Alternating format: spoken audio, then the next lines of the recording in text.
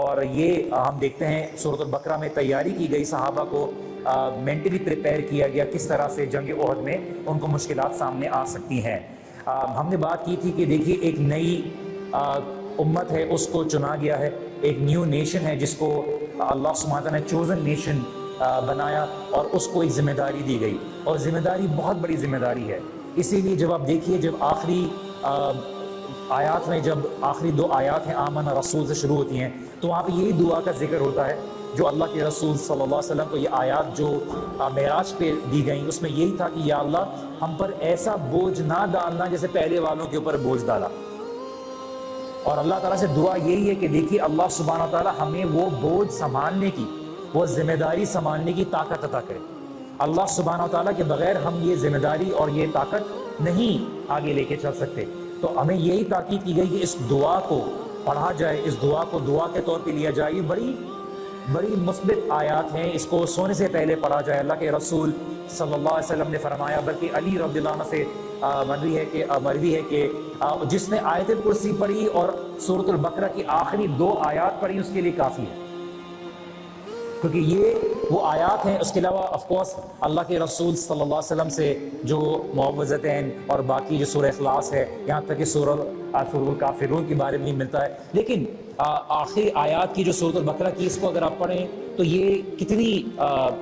ایک بیوٹیفل آیات ہے۔ اس کے مطلب کو دیکھیے کہ انسان اس بات کا دعویٰ کر رہا ہے کہ میں اللہ کے تمام انبیاء پر ایمان لایا، میں اللہ کی کتاب پر ایمان لایا، میں اللہ کی ملائکہ پر ایمان لایا۔ اس بات کو سونے سے پہلے وہ اپنے آپ کو کنڈیشن کر رہا ہے۔ انسان سونے سے پہلے اس بات کا اقرار کر رہا ہے کہ یا اللہ میں ان چیزوں کے اوپر ایمان لاتا ہوں۔ اس کی نیند بھی اللہ سبحانہ وتعالیٰ چاہیں گے تو عبادت میں لکھ دیں گے، جو انسان اپنی ان آیات کے اوپر غور و فکر کر کے اپنی آیات کو اللہ سبحانہ وتعالیٰ کے سامنے ایک دعوے کے طور پہ، ایک شہادت کے طور پہ اللہ سبحانہ وتعالیٰ کے سامنے پیش کر رہا ہے۔ اور اسی لیے کچھ لوگوں نے جب اللہ کے رسول صلی اللہ علیہ وسلم کی دعوت کے اوپر انکار کیا کہ آپ اللہ کے رسول کیسے ہو سکتے ہیں، تو اللہ سبحانہ وتعالیٰ نے عیسیٰ، یعقوب علیہ السلام، اسی طرح سے انبیاء کا ذکر کیا۔ اور اسی سورۃ البقرہ میں دیکھتے ہیں کہ جو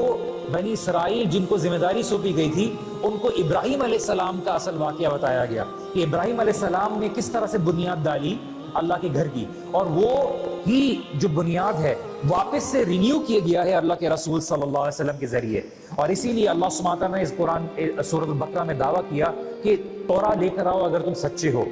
تمہارا جو دین ہے اللہ تعالیٰ کی نظر میں، ان الدین عند اللہ الاسلام، meaning the only way of life۔ میں واپس ریپیٹ کرتا ہوں، the only way of life in the sight of Allah سبحانہ وتعالیٰ is Islam۔ آپ چاہے کوئی بھی طریقہ اپنا لیجئے، طریقہ، لائف سٹائل، میرے لیے یہ حق اور باطل کا راستہ یہ ہے۔ میں کوئی سے بھی ازمز اٹھا لوں، میرے لیے فنا ہے، میں فنا سیکولرزم اٹھا لوں، میرے لیے زندگی گزارنے کا دنیا میں طریقہ یہ ہے، میرا فنا طریقہ یہ نہیں۔ لائف سٹائل تمہارا کیا ہے، تمہارے لیے صحیح غلط کی پہچان کیا ہے؟ اللہ کی نظر میں صرف اور صرف دین اسلام اللہ تعالیٰ کی نظر میں قبول ہے۔ جو لوگ پہلے گزر گئے، جو اللہ تعالیٰ کی صحیح تعلیمات پر تھے، وہ اللہ سبحانہ تعالیٰ کی نظر میں مسلمان ہی ہیں۔ لیکن جب اللہ کے رسول صلی اللہ علیہ وسلم آ گئے، اللہ سبحانہ تعالیٰ کی کتاب آ گئی، اس کے بعد اس کے اوپر اگر کوئی ایمان نہیں لائے گا تو عمومی طور پر اس کا یہی ہے کہ اللہ سبحانہ تعالیٰ کی نظر میں اس کی کوئی قبولیت نہیں۔ ہاں، اہل سنت والجماعہ کا یہ عقیدہ ہے کہ کسی خاص مخصوص شخص کے بارے میں ہم یہ نہیں کہتے کہ وہ جہنم میں جائے گا، کہ آدم جہنم میں جائے گا نہیں جائے گا، لیکن عمومی طور پر ہم اس کا اصول وہی رکھیں گے کہ اس کی جو انہیریٹنس ہے اسی لحاظ سے نہیں ہوگی جس طرح اسلام کے لحاظ سے۔ لیکن عمومی طور پر اللہ تعالیٰ نے آیات بتا دی کہ جس نے اسلام کے علاوہ کوئی اور طریقے کو اپنایا اس کے لیے نجات کا ذریعہ نہیں ہوگا۔ باقی اللہ سبحانہ تعالیٰ جس کو چاہے داخل کر سکتے ہیں، یہ ہمارا کام نہیں ہے، یہ اللہ سبحانہ تعالیٰ کا کام ہے۔